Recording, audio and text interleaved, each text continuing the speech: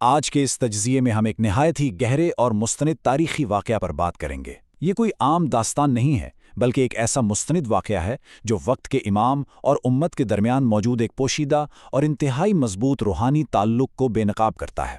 ہم ان حوالوں کا بغور جائزہ لیں گے جو ہمیں روحانی آگاہی کی حقیقت اور گہرائی تک لے جاتے ہیں۔ چلیں اب سیدھا اپنے پہلے حصے کی طرف بڑھتے ہیں، امت کی بھوک کا علم۔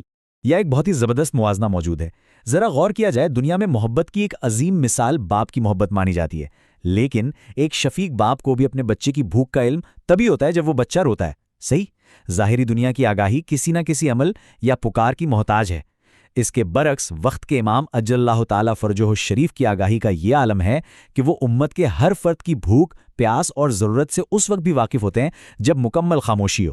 انہیں کسی پکار یا رونے کی قطعاً ضرورت نہیں ہوتی، اور بالکل یہی وہ روحانی مقام ہے جو اس پورے واقعہ کی بنیاد ہے۔ اور اب بات کرتے ہیں مسجد سہلا کے اس تاریخی سفر کی۔ یہ جاننا بہت ضروری ہے کہ یہ واقعہ دراصل پیش کس کے ساتھ آیا۔ یہ عالم جلیل آقا سید باقر اصفہانی تھے، کوئی عام شخص نہیں، بلکہ ایک انتہائی معزز عالم اور عظیم المرتبت شیخ انصاری کے مایہ ناز شاگرد۔ اس دور میں نجف اشرف کی علمی محفل میں اس بات پر تبصرہ ہو رہا تھا کہ کن خوش نصیب افراد کو حضرت اجل اللہ تعالی فرجہ الشریف سے ملاقات کا شرف حاصل ہوا ہے، اور اسی گفتگو کے دوران سید باقر اصفہانی نے اپنا یہ ذاتی اور چشمدید واقعہ بیان کیا۔ ان کی یہ علمی حیثیت یقیناً اس واقعے کی صداقت کو مزید پختہ کر دیتی ہے۔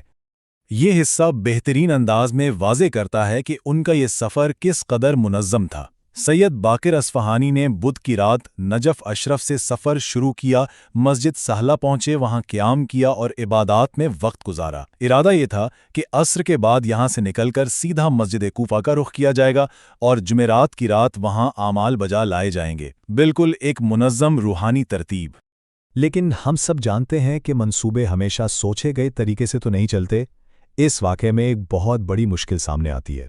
سید باقر اصفہانی کا توشرہ یعنی سفر کا کھانا اچانک ختم ہو گیا اور انہیں شدید بھوک نے گھیر لیا۔ اب اس صورتحال کی سنگینی کو سمجھنے کے لیے ہمیں اس دور کی مسجد سہلا کا تصور کرنا ہوگا۔ اس زمانے میں یہ ایک انتہائی ویران اور سنسان جگہ ہوا کرتی تھی۔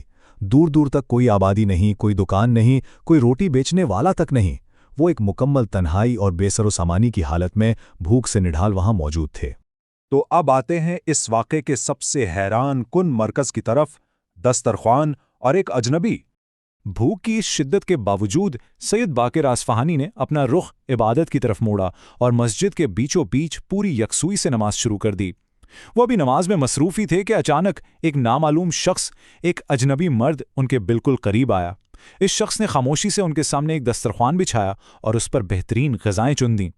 ذرا اس منظر پر غور کیا جائے، ایک ویران مسجد، کوئی آبادی نہیں، اور اچانک ایک اجنبی کا ان لذیذ غذاؤں کے ساتھ نمودار ہونا، یہ واقعی حیرت انگیز ہے۔ یقیناً ایک انتہائی تجسس کا لمحہ تھا۔ سید باقر اپنی نماز مکمل کر رہے تھے اور سامنے رکھی غذا ان کی پوری توجہ کا مرکز تھی۔ اس سے پہلے کہ ہم دیکھیں کہ اس شدید بھوک اور بے بسی کے عالم میں کیا ہوتا ہے، please subscribe my channel the faith of امام آفیشل۔ یقیناً یہ جاننا انتہائی دلچسپ ہوگا کہ اس حیران کن صورتحال کا انجام کیا ہوا۔ ماخذ میں سید باقر اصفہانی کے دل میں ابھرنے والے خیال کو منو ان بیان کیا گیا ہے۔ دسترخوان پر سجی ان غذاؤں کو دیکھ کر وہ دل ہی دل میں سوچتے ہیں، اے کاش یہ شخص مجھ سے پیسے لے لیتا لیکن مجھے کھلا دیتا۔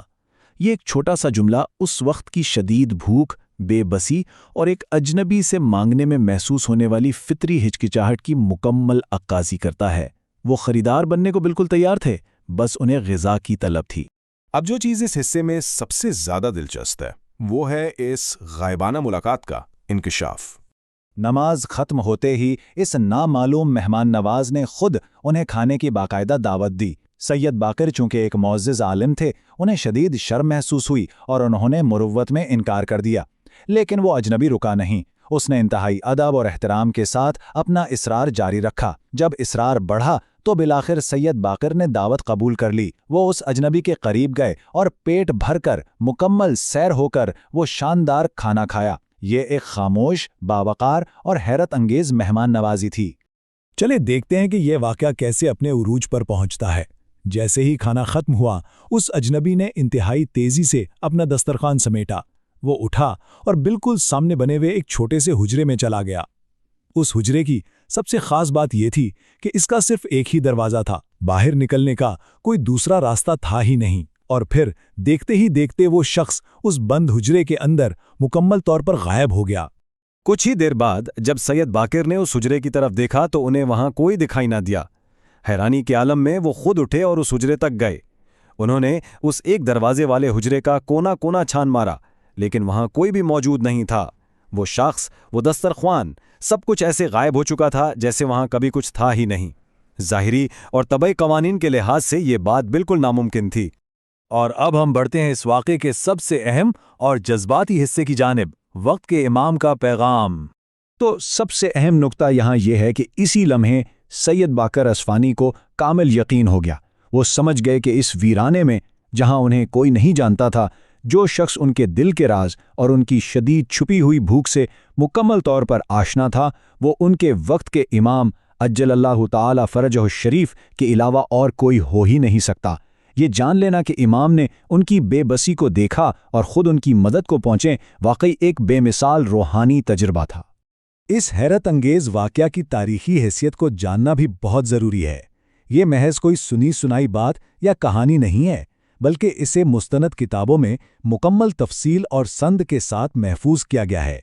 ये हवालाजात, जिनमें अल-इब्करियुल हसान जिल्द 1 और मुलाकात बा इमाम ज़माना दर करबला शामिल हैं, इस बात की गवाही देती हैं कि इस वाक़या को तारीख़ ने किस कदर एहतियात और अहमियत के साथ अपने अंदर समोया है। ऐसे ही और वाक़ियात देखने के लिए हमारे चैनल द फेथ ऑफ इमाम ऑफिशियल को सब्सक्राइब करें।